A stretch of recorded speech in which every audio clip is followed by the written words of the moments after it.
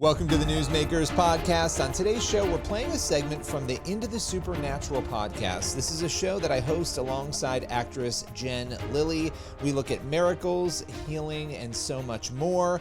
And on today's show, we're welcoming Randy Kay. He's a man who believes he died and went to heaven, and not just went to heaven, but met Jesus, and he returned and is now telling his story. It is a powerful journey. With no further ado, here is Randy Kay.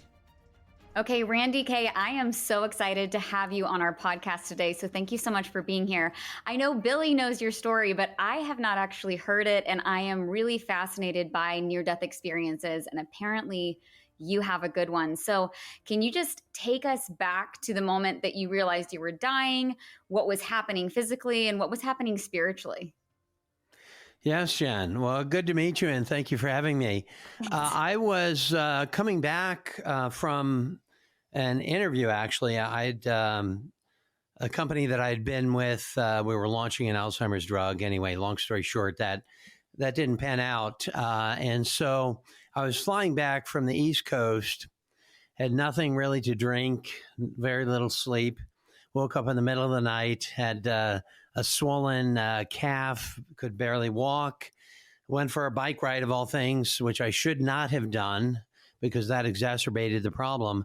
I went up the coast of San Diego on the bicycle and could barely breathe. My calf was about 1.5 times its size.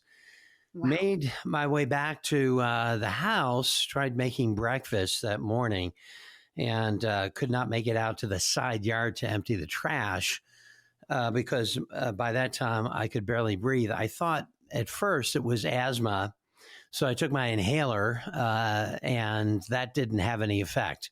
So I knew this was different than what would be an asthma attack or something of that nature.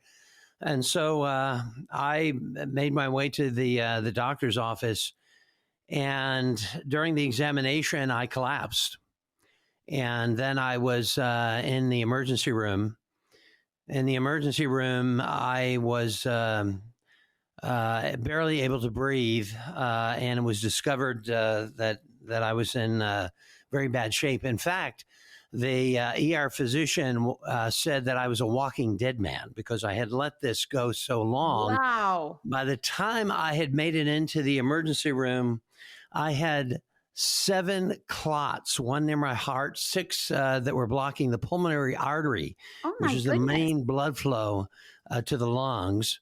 And so that was completely occluded. It was determined that they were going to originally helicopter me to University of San Diego Hospital. And it was determined by the time I would get there, I would be dead. So the only thing to do really at that point was just pump me with anticoagulants. And meantime, the patient next to me had MRSA, which is a drug-resistant bacterial strain. Absolutely. And was escorted out of that area. But by that time, I had contracted the MRSA. It had actually gotten into my bloodstream. So that exacerbated the problem to the point where I was clotting throughout my body. The physician tried to draw blood from my arm and could not. It was like a traffic jam and throughout so this my was bloodstream. Completely undetected by you. You know, you had no idea that you're struggling with clots, and it's so crazy to me because you were, or you still are, a CEO and a medical researcher, right? Yes, I was in the field. I should have known better. You know, that old saying, "Ignorance is bliss," and I was a very happy person. You know, I thought, no, this can't be anything like that, and indeed it was. Wow.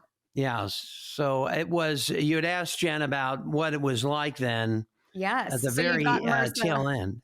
Clots. Yes. Keep going. I'm just, wow. They can't draw your blood. That's where we were. My mind is already blown. I'm excited. Yeah. I was, at that point, I was flopping around I was convulsing on the hospital bed. I was like a floppy fish out of water. I'd lost control, could not breathe. Wow. And so Were you emotionally panicked at this point? Because obviously your body is shutting down. I mean, what's going through your mind? Yeah, I remember that call because they put the phone up when I called my wife, and I realized it was the first time I'd realized that what the physicians were telling me was that there was a possibility. They didn't want to use the term probability that I would die, because there was a patient before me who was a surfer, and she came in with a lesser condition than mine and had died earlier that morning. So I had that kind of top of mind that this was a possibility for me. And I at that point, I was at a point of consternation, essentially, because we had lost the drug indication. The FDA recalled our drug that was a possible cure for Alzheimer's. It's We were ridiculous on the to me. front Oh cover my of Time goodness. magazine and all of the major networks. And so my daughter was suffering many strokes at the time. So it was a time that I had a crisis of faith when I went Sure. into this. Wow. So I remember sitting in the coffee shop with my wife before all of this happened, 2 weeks before, and we were lamenting the fact that we had lost much of what we had in terms of our own personal finances because of the Wow. drug withdrawal. Zeroed out much of our finances, and I said, at least we have our health. 2 weeks later, I Oh was my I was goodness. dead, That's clinically like dead. Job. Yeah, and so I was Billy. I was thinking not much at that point, quite frankly. This was survival mode, Okay. Sure. and at the point, I'm not thinking, God, where are you? Anything of that sort. It was just I can't breathe, Right. Mhm. You're in and that moment of yeah, struggle and panic, and you so as this is going on, it's reaching this inevitable conclusion, and it wasn't the final conclusion, but of a death, essentially. I mean, take us through those moments and what happened. yeah. So immediately my body went still. And initially it felt like a tugging at my hospital gown. And later I would come to realize that was my spirit leaving my body. Oh, wow. And then I became a third party to my body. So I was looking down on this still body. I knew that was my body, but that wasn't me. I did not have any sense that was me, because I was in a different place, and this light was shining over me, and it was pulling me. It was pulling me upwards, and I was just kind of going with the flow, if you will, at that point. And initially, I was being pulled up through this galactical space, for lack of a better way of putting it. It was pulling me at a rapid speed. The next visage I saw was a kind of a surreal background, and I saw these figures that were warring before my eyes. Wow. I saw on the right side, I saw these towering figures, which I later came to understand were angels. And the left side, I saw these other towering figures that were more decrepit looking. I later came to understand that those were demons. They were warring over my soul. And as I had prayed about this after the fact, because I was just assimilating all of this, I wasn't really thinking about what was going on. I realized I had entered into this period of death, after death, at a point where of a crisis of faith. And so there was a warring over my soul. I was born anew. I taught in church. Mhm. I was a Christian, but still there was something going on that was beyond me at that point. I was just a spectator, and I knew implicitly. I knew as the angels were kind of gaining the victory, because I could see them warring over, and the light was shining on them Mhm. as well as me. Not on the left side, the demons as I knew them to be, but the light was on the angels and myself. I knew to cry out. the name of Jesus Christ. Right. Wow. And as soon as I cried out the name of Jesus Christ, I was side to side with this figure who I knew was Jesus. And I could feel his soft whiskers on the right side of my face. And I just caved. I just collapsed, and I was sobbing. I knew I was in the presence of God, and the first thought was, so this is love. So this is love. The Wow. person of love was so impactful to me that I knew that this was love, consummate love.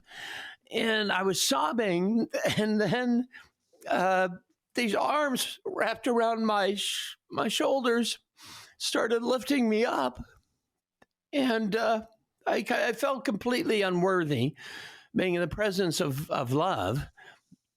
He turned me around, and I was face to face Oh my goodness. with this figure, love. And then he whispered into my right ear. He said, "Trust me." To this day, that's my mantra. That's how I live my life. Right. And he knew that I was not a trustworthy person by nature. But there was something then that happened. I looked into his eyes, and there was this brilliant light cascading from him, which was obfuscating his face to some extent, but I could see the outline of his face, his nose, his eyes, which were reflected from the light, and they were reflected of different shades in his eyes. And then that light tunneled into every dark place within me. I mean, shedding the light of Christ, illuminating me, and infusing me with this joy. And at that point, he had hugged me so tightly. Oh my goodness, that hug! Oh, and then he brought me on a journey, and it was a journey of my life. Uh-huh. And it dated back into my early childhood. And there were different vignettes that he showed me. And I realized that he was showing me how he had redeemed the various parts of my life, because I eventually had become an agnostic. And he showed me how he'd been with me every moment of my life, bringing me to this point. That was Randy Kay on today's Newsmakers. If you want to hear the full conversation, and we speak for a lot more after that, you can head on over to supernaturalshow.com. You can watch or listen over at supernaturalshow.com. As for Newsmakers, we'll be back tomorrow with another episode.